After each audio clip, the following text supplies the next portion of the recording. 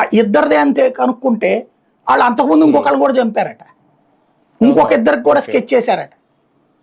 First ఒక ఆవిడికి పక్కింటి ఆవిడ చెప్పిందట, పక్కింటి ఆవిడ కూతురు ఎక్కడో ఉంటూ కొంచెం మా అమ్మని చూసుకుంటుండని. ఈవిడ నగల మీద ఆశ పుట్టి ఓ రోజున మర్డర్ చేయించేసింది, పేక పిసికి చంపేశారు. ఆ అమ్మాయి వచ్చింది, అంత్యక్రియలు చేసి వెళ్ళిపోయింది. ఏ అనుమానం రాలేదు ఆ నగలు వీటి గురించి. దాంతో వీళ్ళకి ధైర్యం వచ్చింది, వృద్ధుల్ని లేపేస్తే ఆ బంధువులు అక్కడి నుంచి సంతోషపడిపోతారనుకుంటా ఈ నగల గురించి కూడా అడగకుండా వెళ్ళిపోయారు. అందుకని వృద్ధుల్ని ఎత్తుక్కుంటూ చంపబోయారట. ఒక ఇంట్లోకి అలాంటి ప్లాన్ వేసుకుంటే పైన సీసీ కెమెరాలు చూసి భయపడి వెనక్కి వెళ్ళిపోయారట.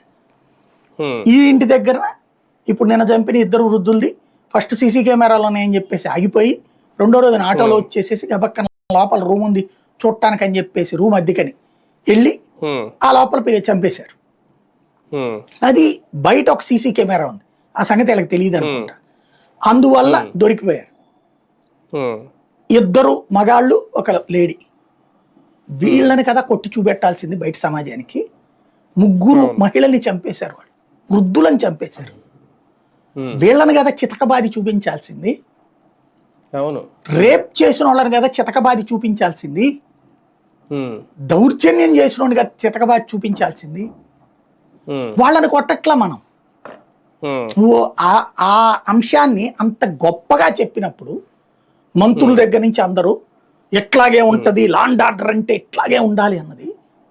లాండ్ ఆర్డర్ అంటే ఊరు పేరు తెలియని కొట్టడమా? లాండ్ ఆర్డర్ అంటే ఇట్లాంటి నేరం చేసిన వాళ్ళని కదా చితకబాది చూపించాల్సింది. అది చెయ్యట్లేదు అన్నప్పుడు ఇంకా జెన్యూనిటీ ఏముంది నువ్వు చెప్పేది? అక్కడ చేస్తుంది యోగి ఆదిత్యనాథ్ వాళ్ళని అట్లాగా అత్యాచారం చేసి